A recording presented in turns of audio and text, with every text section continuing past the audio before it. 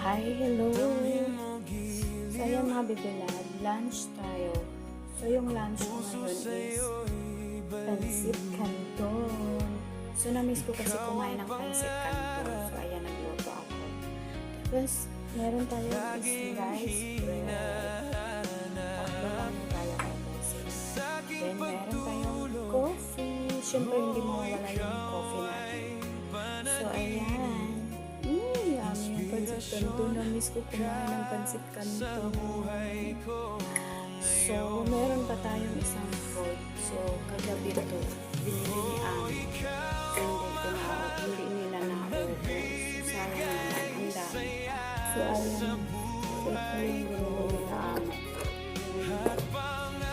Ayan, ang dami.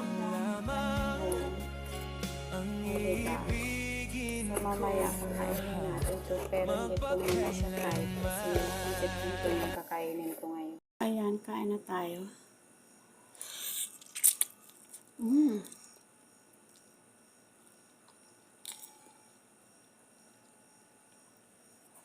Meron tayong sliced bread. Dalawang canton yung niluto ko.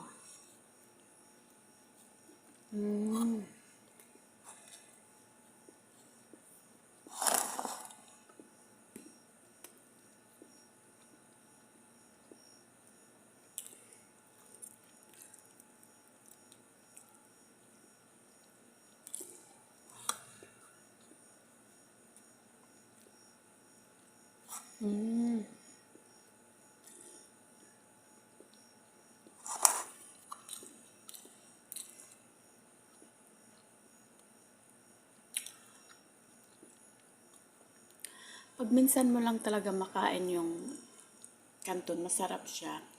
Pero pag araw-araw na, hindi siya masarap.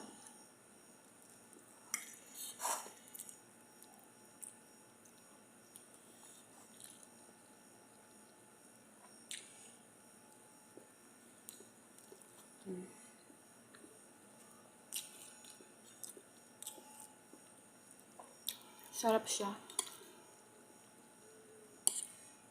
Tsaka ngayon lang ako ulit kumain ng canton.